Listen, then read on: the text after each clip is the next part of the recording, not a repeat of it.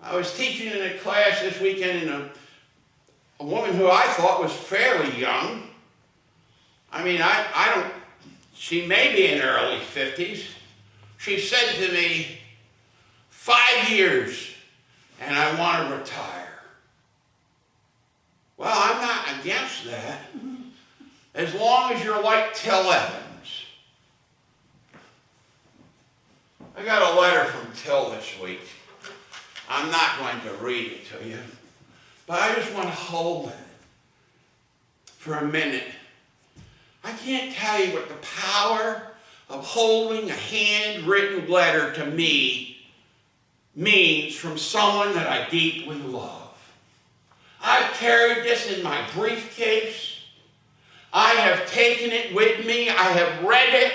Before I stepped into the pulpit this morning, I looked at it again. I tried to catch the heart of it.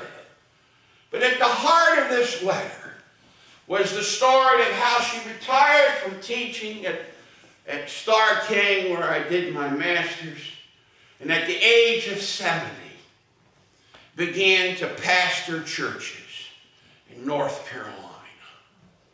And then when she, interim pastorates, and then she went back home to California, and she became director of religious education in a couple of different churches. And she writes about how it was finally at the age of 80, she decided she needed to slow down a little bit. But the heart of the letter is that she's telling me the story about how she's working with a woman who's going to retire, and all of the fears that the woman has about the end of life. Until, with her positive vision, talks about in that letter to me her own process of despair and depression when she was trying to figure out things like, how am I going to make it with less money at the age of 80? How am I going to make up for my need of feeling important and having people appreciate me? And she had about 5 things in the letter. And she talks about her process, which I love about Till. That one morning, it was not because she was on the road to Damascus and hit a light on the top of her head, but it was just a sudden knowing that no matter where she was in life, she was not a retired person. She was a living, breathing human being who could contribute to others with her life. I'm not against stopping one career and starting another or doing meaningful things in the community. And I'm not against the word retirement. I'm against the stopping of living. Meaningful living. How do we make a difference? When I was 16 years old, I had my first haiku published in a newspaper. I still remember it because it was going to be the epigraph, believe it or not, for my tombstone.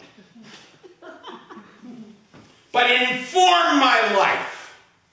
And it says this: do not wash my tracks from the sands of time. I lived, not existed. That was my vision at 16. And I can tell you now, it's still my vision.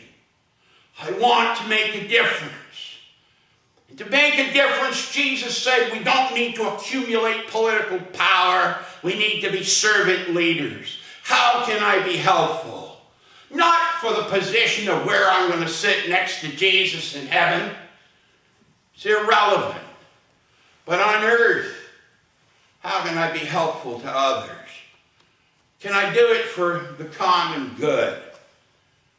And may I live my life with a kind of insight and helpfulness that I can take care of myself.